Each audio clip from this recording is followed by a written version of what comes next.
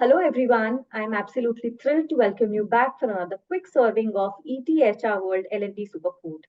We have had some incredible insights shared in our previous episodes, and today promises to be no different.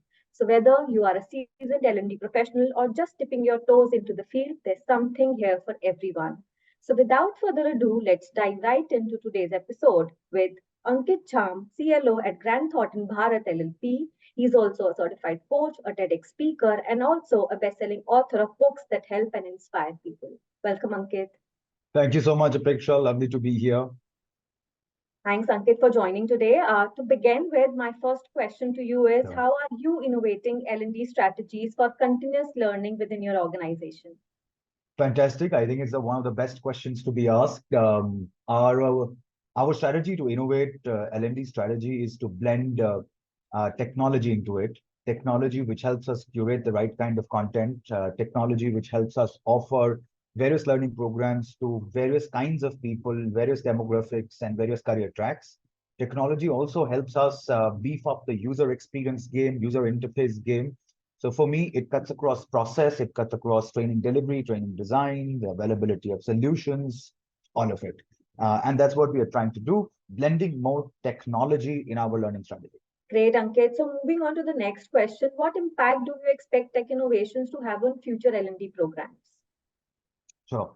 So, see, I think that the innovation in specifically in the space of learning and technology, to my mind, has 3 to 4 impact. First, there is volume of data which is now available. So every learning program which at least is tracked through a tech-based platform also generates excellent amount of analytics. If used well, analytics can lead to right kind of insights and right kind of decisions. Second is tech is also enabling us to gamify some of this and badge some of our skills. Now, when every time you badge and every time you gamify, you realize that you solve for the problem of engagement, and which for me, I think is a bigger problem statement because everyone's hooked to Instagram, YouTube Shorts and Reels. And in that content overload mayhem, you need something which is sticky. So right solution, gamification, leaderboard, badging, all of that, I think is fantastic in the space of learning and development, specifically in tech innovation. Fascinating insights, Ankit. Moving on, how are you adapting L&D programs to address the changing requirements of demographically dispersed workforces? I think it's a very complex challenge. You will have a working mother, you will have a parent, you will have a newly wed couple. Um, for the first time, learning and development is looking at different personas, different users. And the answer still lies in making some part of the learning, convert that into self-learning modules and allow people to learn the when they want to learn, how they want to learn, how much they want to learn. So the flexibility is important. Second principle is we're also moving away from a point of time where we said that everything is mandatory. I don't think that works anymore. It's discretion. People need to understand, take self-accountability of their own learning. You need to equip people with the information to understand their skill gaps. Once people understand skill gaps, we have sufficient tech and sufficient solutions to string the solution for them. And that's exactly when you put the learner at the driving seat and you tell the person that, listen, you draft out your learning path, basis who you are, where you come from, how much can you consume. That's my view. Sure, thanks, Ankit. So, moving on, if you were to organize a themed learning event for your team, what theme would you choose? Uh, if I were to organize a team learning event, I would go with mental resilience for my own team. Not because we don't display one, but I think it's a fantastic future skills with too many things changing, market forces putting pressure on us. L&D processes and functions will feel the pinch either of cost cutting or resource crunch or innovating under constraints or answering for rapidly evolving skill gaps. And that, I think, fundamentally would require all of us to be cognitively flexible. Sure. And what's the quirkiest or most memorable feedback that you have received from an employee about an L&D program that you have led? If you can share the specific incident or an anecdote or a small story around it also, that would be great. Will do. I remember something very clearly. One part of our learning intervention, Apeksha, ends with planting trees.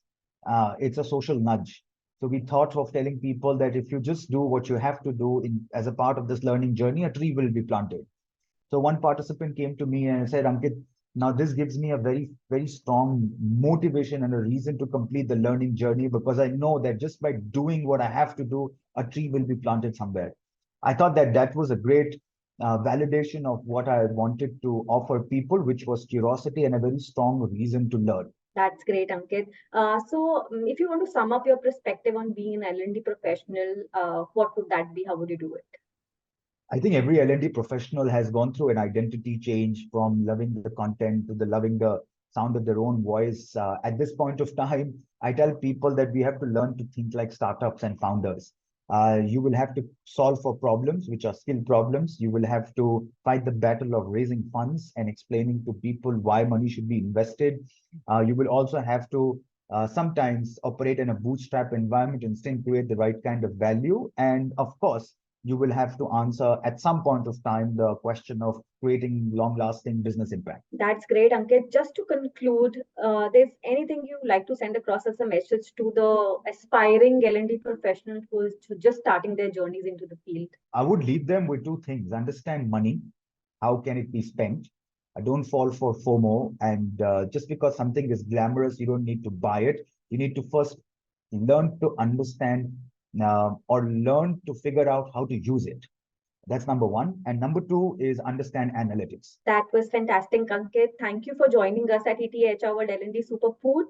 It's been a pleasure having you. Thank you, Apeksha. Always fun working with you guys. Thank you so much. Thank you so much. To all the viewers, stay tuned for more episodes as we dive into the exciting world of learning and development. Until next time, keep learning, keep growing, and stay motivated.